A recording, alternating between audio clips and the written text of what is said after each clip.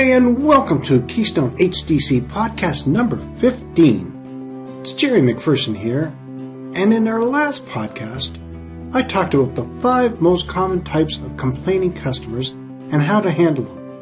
In this podcast, we'll look at why it is important to handle customer complaints. My next thought I have alluded to before in past podcasts, and it does merit another mention, but this time I will quote Myers-Barnes, who said, "Treat every customer as if they have 10,000 Twitter followers." So what did he mean by this? Well, let's look at 6 reasons why you should consider this quote important. 1. Every customer has to be given credibility and should be treated as if they have a large social media following. Now, every once in a while, you'll come across a rip-off customer who will never be contented enough not to find fault.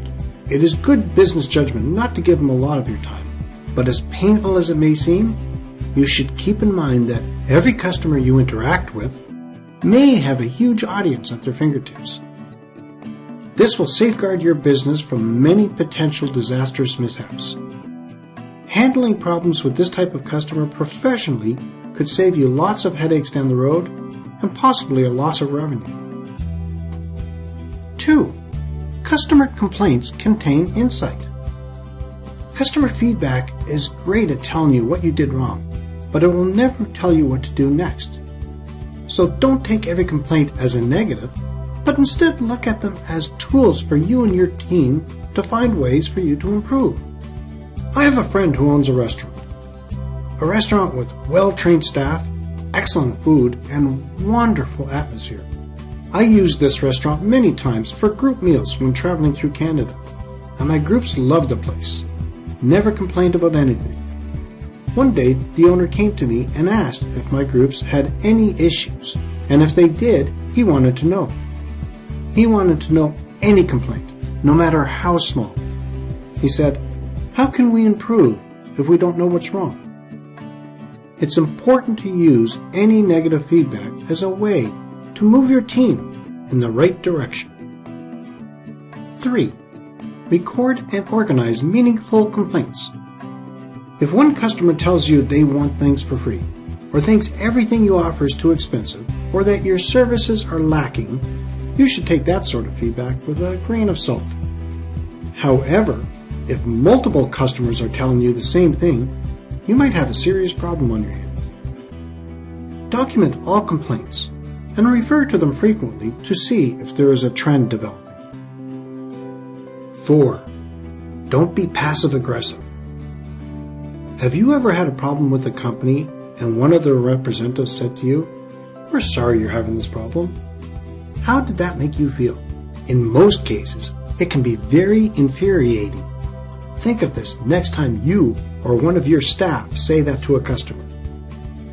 Most small business owners use that sort of language by mistake, and instead of coming off as an apology, it sounds to the customer demeaning or dismissive. Just say you're sorry, even if the customer is being unreasonable. Apologize outright and ask them how you might help them resolve their issue. If you're dealing with a rip-off customer, you can apologize and then move on. 5. When handling complaints on the phone and placing someone on hold, use these hard and fast rules. Wait for a pause in the conversation to tell them you're going to place them on hold, and then explain the reason. Make sure you return to their call in no more than a minute. Apologize for the inconvenience and thank the caller for holding. Take the person's number and call them back if you know they'll be on hold for more than 1 minute, or you need to put them on hold a second time. Don't make them call you back. Add a personal connection to the caller by using their name frequently. And don't be rude, no matter how mad the customer may be. And 6. Use supportive questioning. Never ask a customer who just complained a negative question. This will just lead to more disapproval. For example, "Is there anything else wrong?" Instead, use a supportive question such as, "How else can I help you today?" There is a fine line between simply following up after handling a complaint and inviting customers to complain even more.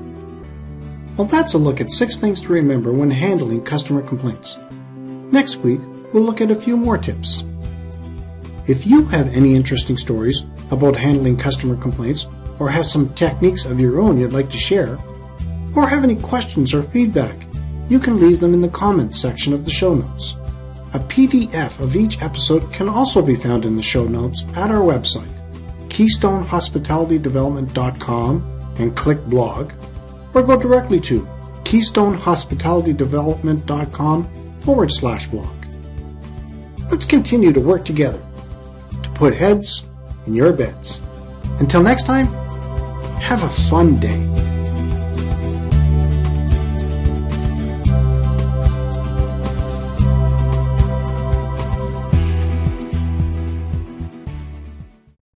It can be very infuriating.